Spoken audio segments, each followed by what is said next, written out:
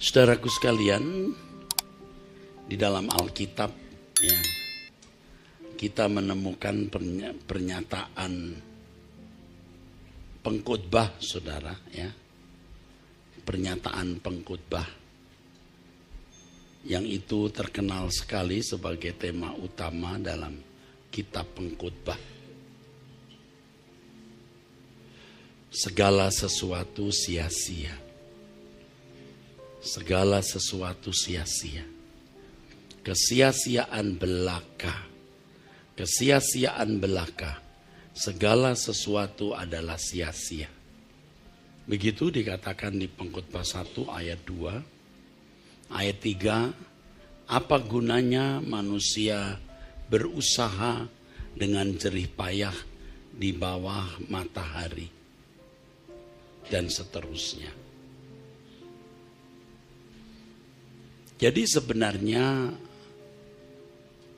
tepat kalau dikatakan hidup ini tragis. Hidup ini tragis. Untungnya singkat. Untungnya singkat. Hidup ini tragis. Untungnya singkat, saudaraku. Sakit gigi 3 hari itu sudah setengah mati. Tidak bisa tidur, saudara. Tuhan beri orang sakit gigi 3 hari, 4 hari, seminggu paling lama. Sebab manusia hidup sampai 70 tahun. Coba kalau sakit gigi 3 bulan. Karena umur manusia misalnya 300 tahun. Mengerikan ya. Bagaimana kalau sakit gigi 3 tahun?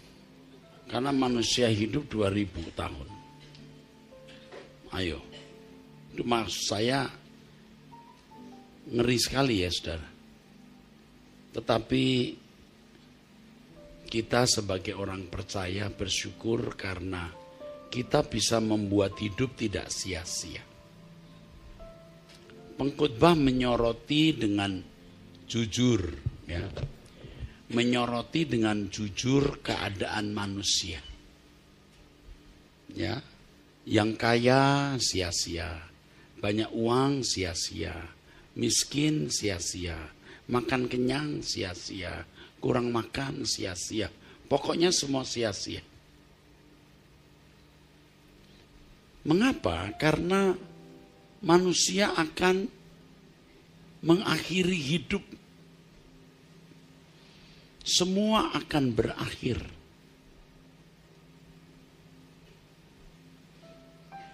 Lagi pula yang kaya atau materinya banyak,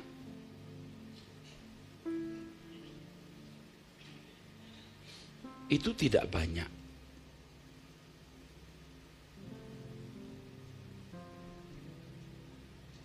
Yang materinya banyak itu tidak banyak. Yang kaya itu tidak banyak. Yang hidupnya sehat terus tidak pernah sakit hampir tidak ada. Orang yang sejak lahir sampai mati tidak punya masalah hampir tidak ada. Jadi hidup ini sia-sia. Yang mengerikan saudara, dikatakan pengkhotbah juga di pasal terakhir bahwa Allah akan membawa setiap perbuatan ke pengadilan yang berlaku atas segala sesuatu yang tersembunyi, entah itu baik, entah itu jahat. Sudah sia-sia, tadi saya katakan tragis. Manusia juga harus dibawa ke pengadilan untuk mempertanggungjawabkan segala sesuatu yang tersembunyi. Jadi tidak ada yang bisa kita sembunyikan, benar atau salah.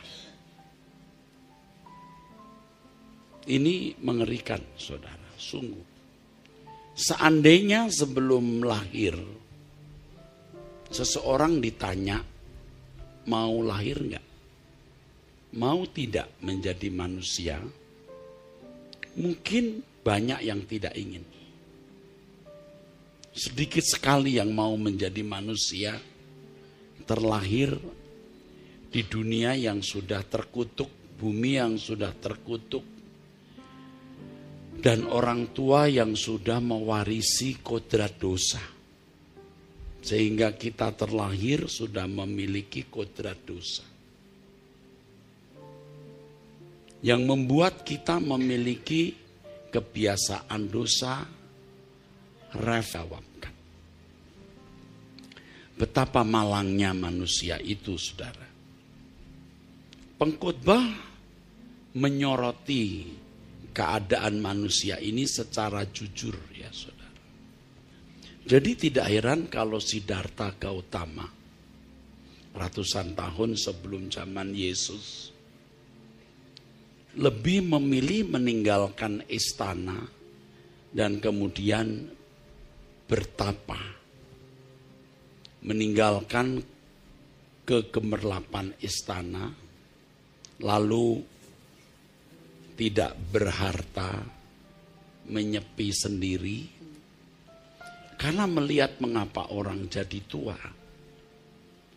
miskin, mati, kok tragis ya. Beda 100-200 tahun dengan Siddhartha Gautama juga menyoroti hal ini. Menjadi pertanyaan besar, mengapa begini? Tetapi 600-700 tahun kemudian Yesus datang dan menjawab, bagaimana membuat hidup ini tidak sia-sia.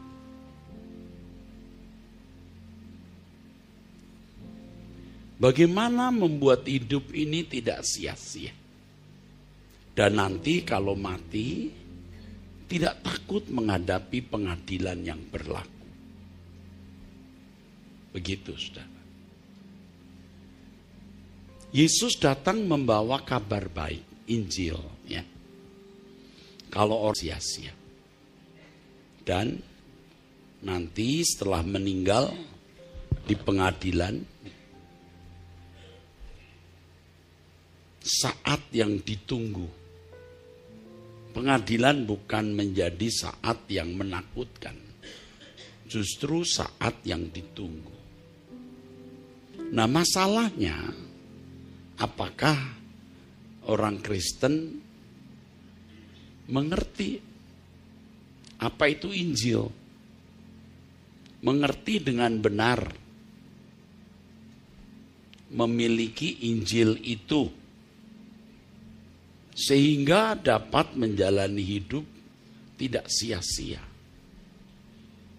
Hidup yang tragis ini menjadi tidak tragis. Jadi kalau saya sering mengemukakan hidup ini singkat dan tragis. Maksudnya kehidupan secara umum yang dialami manusia. Tetapi karena kita anak-anak Allah, menghadapi tragisnya hidup ini dengan kebenaran Injil, supaya kita tidak mengalami tragisnya hidup. Memang saudara-saudaraku sekalian, orang melihat tragisnya hidup biasanya pada kenyataan adanya proses penuaan. Ya. Mengapa orang jadi tua? Sakit, belum miskin, ya, lalu mati. Ini tragisnya hidup yang dilihat oleh manusia. Manusia mencoba menanggulangi tragisnya hidup ini, ya. Bekerja keras supaya banyak harta. Berharap dengan harta dia bahagia dan bisa menghindari tragisnya hidup. Berusaha untuk membuat dirinya panjang umur. Ya. Dengan uang maka ia dapat berobat kalau sakit. Punya lingkungan yang bersih supaya tidak terkena virus. Ya. Tapi tidak bisa dihindari mati juga. Sekarang sedang diusahakan oleh para ilmuwan bagaimana manusia tidak mati. Mencoba menyelidiki sel manusia untuk bisa meregenerasi sel supaya tidak mengalami kematian. Ada terapi sel misalnya, ya saudara-saudara, stem cell misalnya. Tetapi mati juga, saudaraku. Memang ada orang-orang yang umurnya lebih panjang karena lingkungan hidup yang bersih, kalau sakit ke dokter, terapi sel, stem cell, manusia memang cerdas. Tetapi mati juga, walaupun lebih panjang. Tragisnya hidup bukan pada hal-hal ini. Tragisnya hidup sebenarnya dasarnya pada, intinya pada terpisahnya manusia dari penciptanya atau dari sang Khalik, sang pencipta Allah yang juga adalah Bapaknya. Ketika manusia diciptakan, Allah itu menaruh roh di dalam diri manusia. Itu roh dari Allah, bukan roh Allah, roh dari Allah. Nah, kita tidak tahu bagaimana prosesnya, apakah Allah punya banyak roh, apakah seperti pandangan ya, yang mengatakan bahwa manusia itu percikan dari api roh Allah, seperti api besar ada percikannya.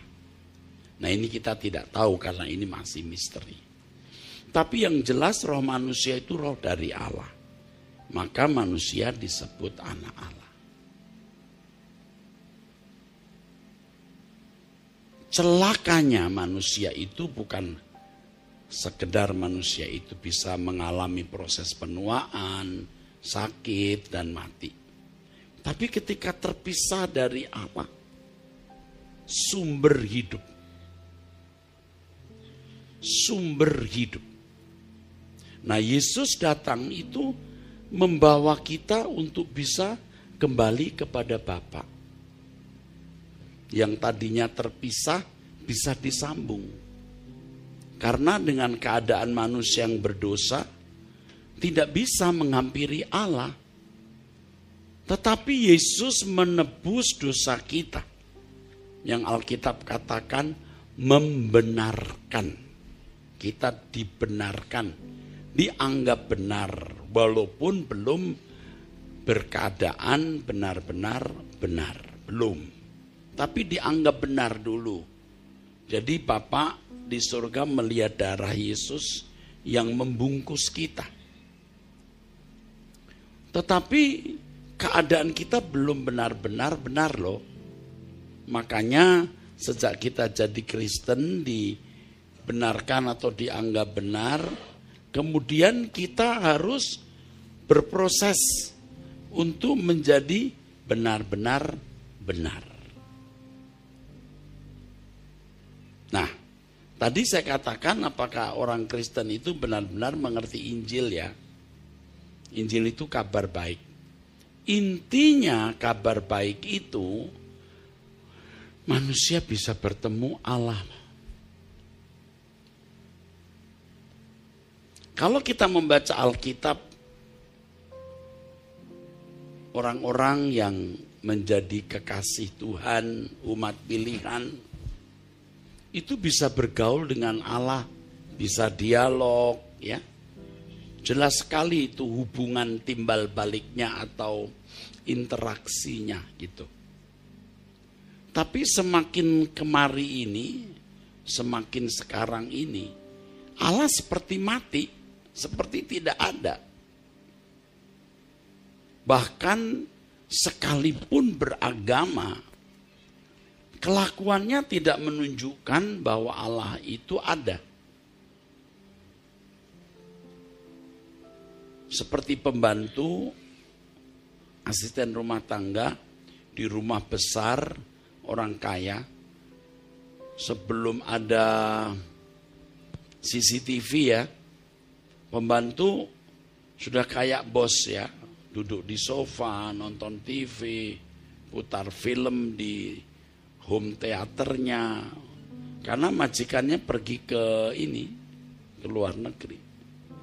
Kelakuannya menunjukkan majikannya tidak ada, jadi sembarangan dia.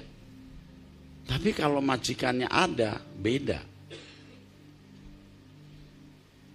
Nah, perilaku banyak orang hari ini seakan-akan Tuhan itu tidak ada. Mau nyolong, mau ngomongin orang, mau menyakiti sesama, tidak setia kepada pasangannya. Berani sekali gitu. Padahal ada Tuhan ya. Tapi kelakuannya seakan-akan Tuhan tidak ada.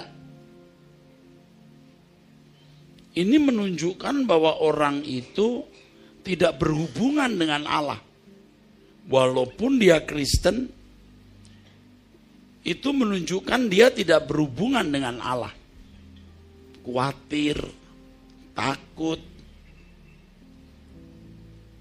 Nah, saya menyimpang dulu keluar sebentar. Ini penting.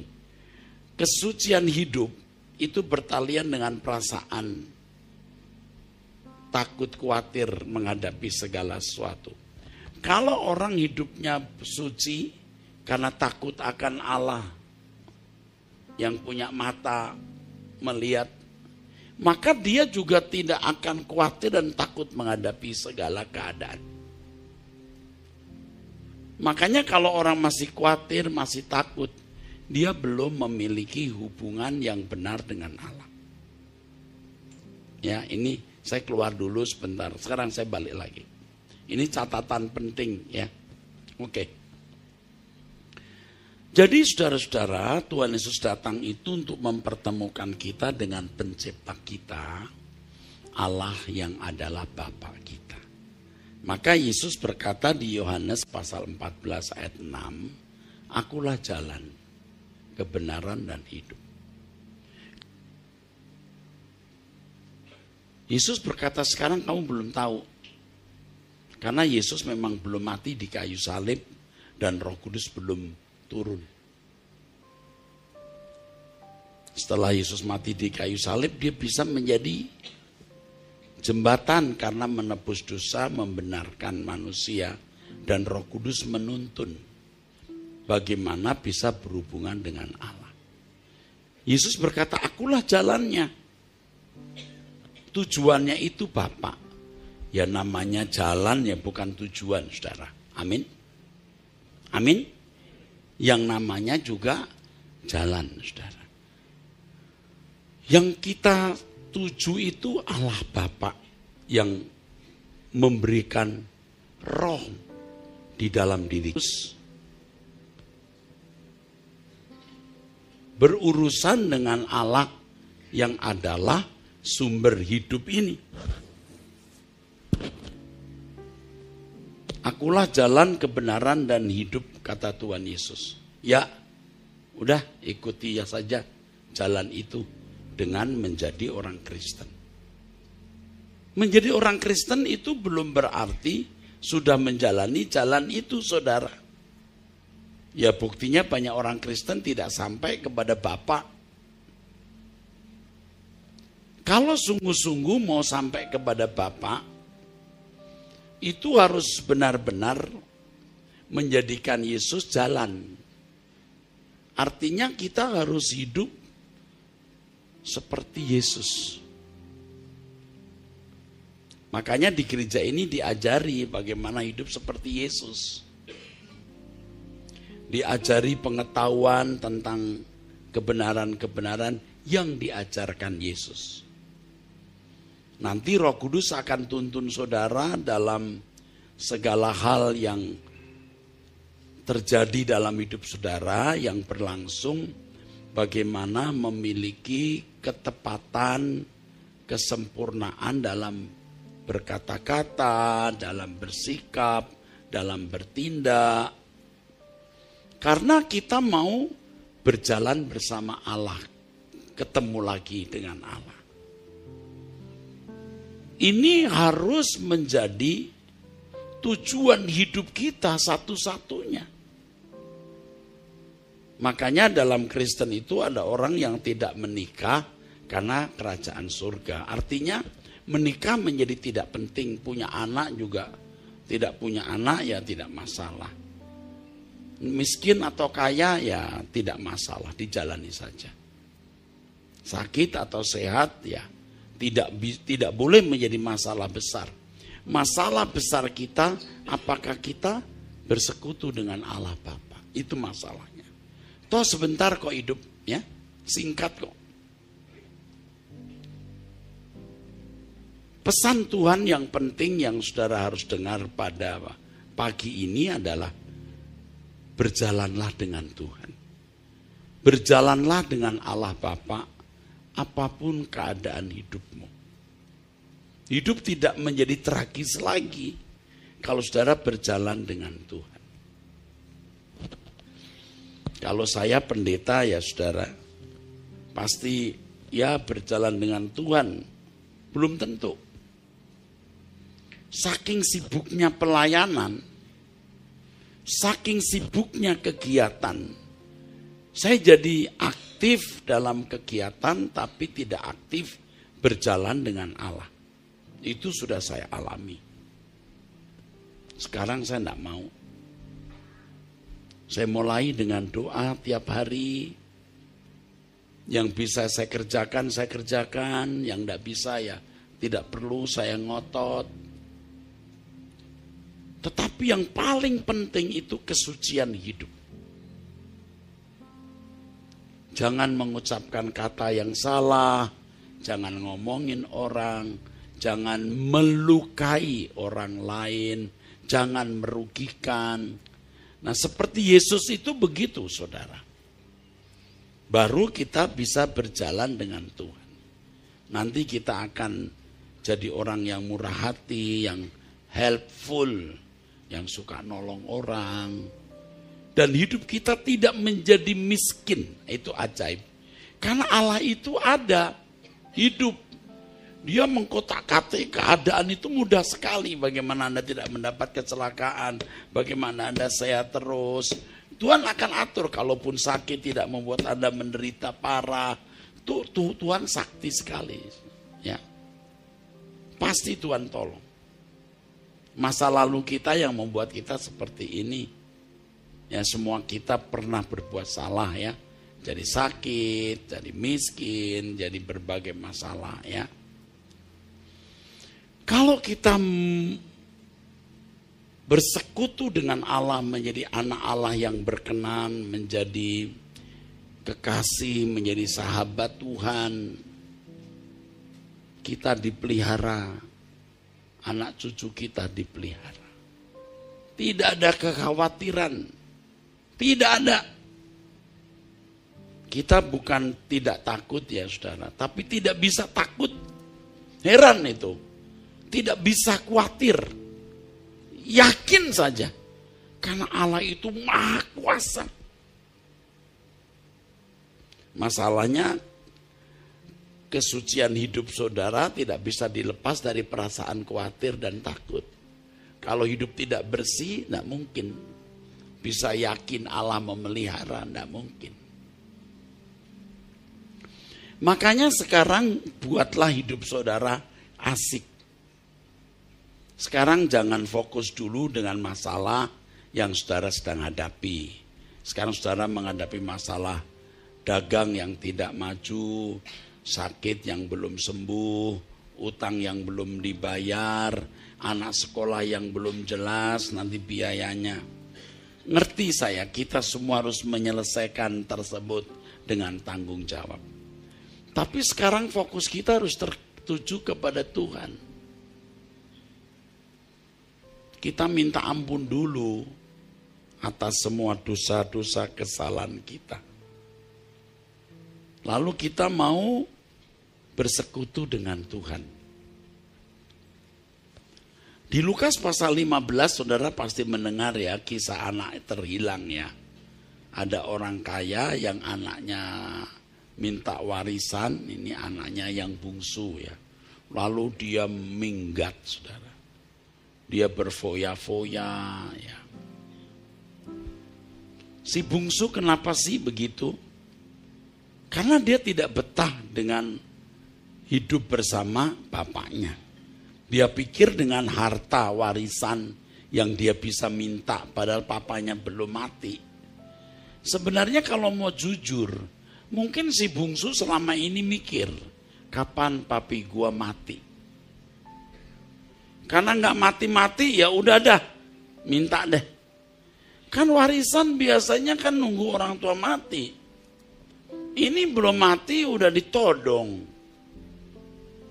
Memang di dalam kisah itu tidak ditulis. Si bungsu mengatakan, papi, kenapa papi nggak mati-mati sih? Tapi dengan minta warisan kan berarti dia mengharapkan orang tuanya mati toh. Bapaknya itu nggak tersinggung, ini bapak yang baik, ya udah, ini warisan kamu. Dia pikir, si bungsu pikir nih, keluar dari rumah jauh dari papanya dia makmur. Wah, enggak saudara, hancur dia, nggak ada yang bimbing. Hartanya itu mestinya jadi modal untuk yang menjadi lebih besar. Habis, cara hidupnya salah. Akhirnya dia menjadi miskin sampai menjadi kuli jaga babi. Babi itu kan binatang haram oleh orang Yahudi. Dia jaga babi.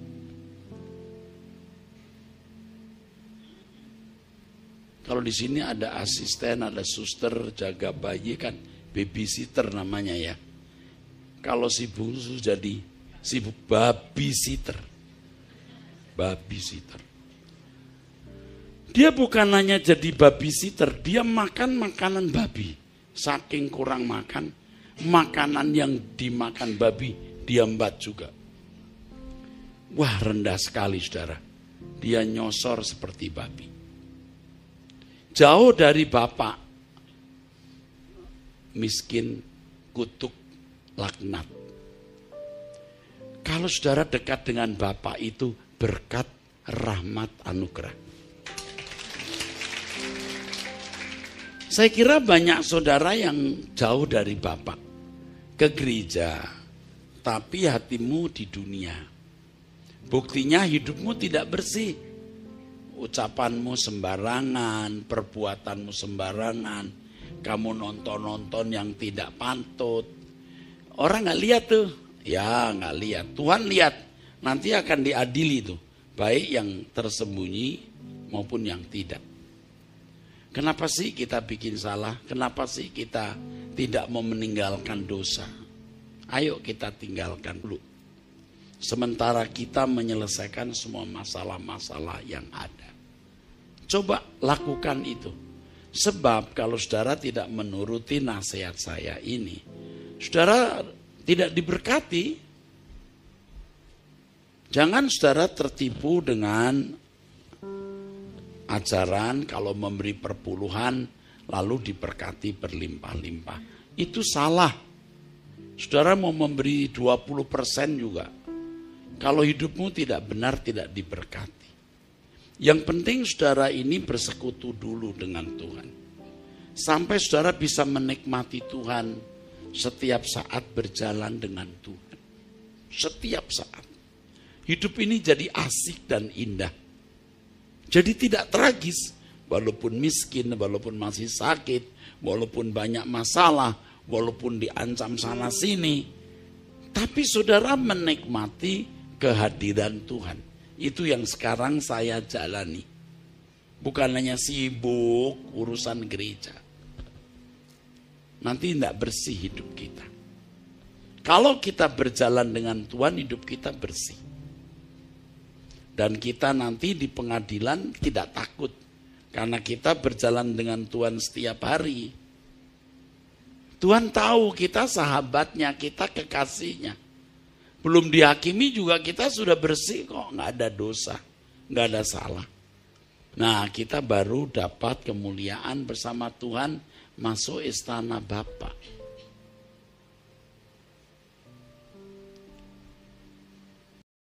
saudara, ya, kami tidak bisa menolong saudara kalau saudara tidak bisa menolong diri sendiri. Gereja mau bantu sebanyak apa, sekuat apa, terbatas. Saudara punya family, saudara kaya, orang tua kaya, seberapa bisa tolong saudara? Mungkin bisa bantu uang, tapi menjaga saudara tidak bisa. Tidak bisa. Saudara harus bisa menolong diri saudara sendiri dengan bersekutu dengan Allah.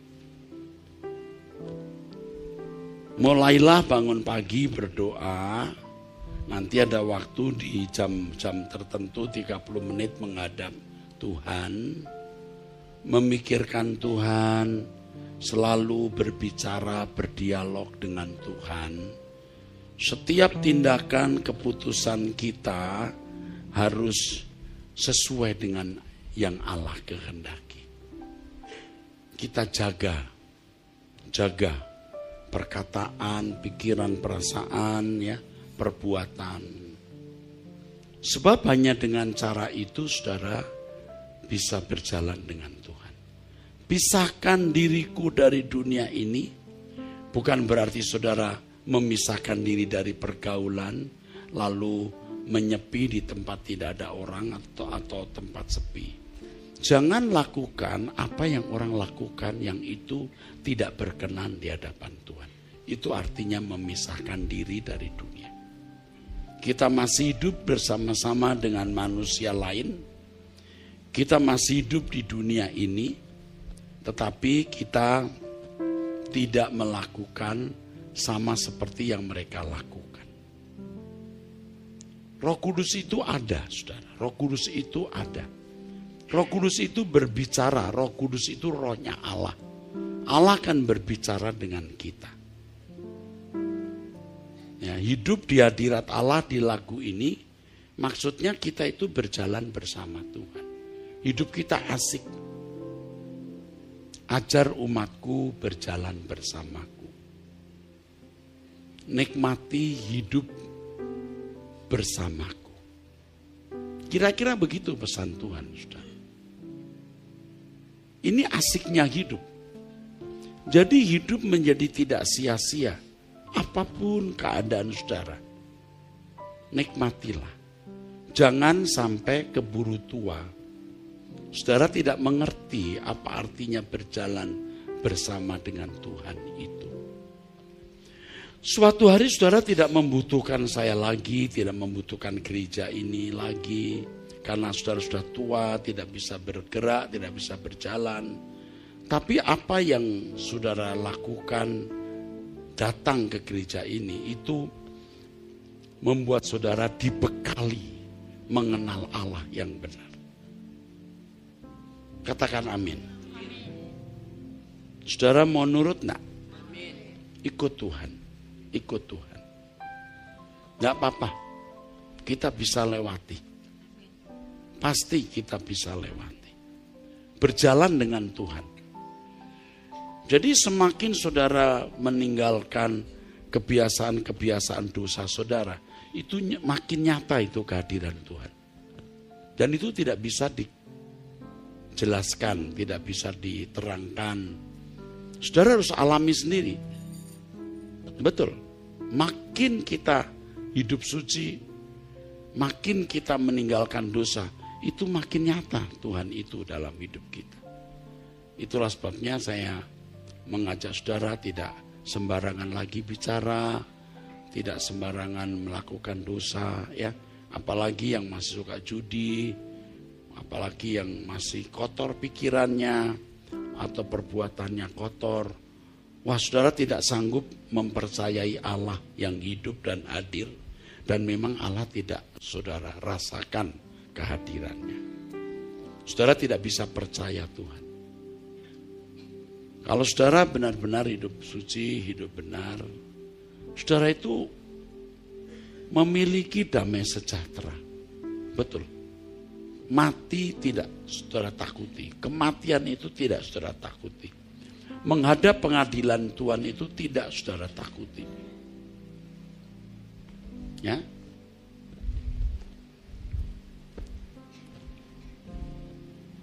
Saudara mengerti yang saya katakan? Saudara mengerti? Saudara mau melakukan? Lakukan. Saya tidak bisa menolong saudara. Saudara harus menolong diri saudara sendiri. Saya pun juga harus menolong diri saya sendiri. Dengan cara berusaha untuk tidak melukai Tuhan. Maka kalimat yang sering saya kemukakan adalah jangan lawan Tuhan. Waktu Anda kuat, sehat, banyak uang, punya relasi pejabat, jangan sembarangan. Ya, jangan menekan orang, jangan menyakiti orang. Ya. Jangan lawan Tuhan. Amin, saudara. Lakukan ini. Jadi gereja tidak bisa buat apa-apa kalau saudara tidak menolong diri saudara sendiri. Mulailah bangun pagi sebelum matahari terbit, berdoalah saudara. Kalau saudara tidak bisa berdoa, saya sediakan waktu saya untuk memimpin doa setiap pagi. Ya, setiap pagi. Lalu nanti di pertengahan hari, saudara bisa doa 1 jam, 2 jam. Belum jam 2 saya sudah bangun hari ini, pagi ini. Sampai jam 3:22 menit, saya lihat jam 3, saya tidur lagi. Lalu bangun lagi sekitar jam 4:30, lalu pimpin doa. Kok sampai gitu amat, Pak? Saya takut. Saya takut menyimpang. Karena kalau kita menyimpang sering tidak sadar. Dengan kita bergaul dengan Tuhan itu, kita peka, mengerti apa yang Allah kehendaki.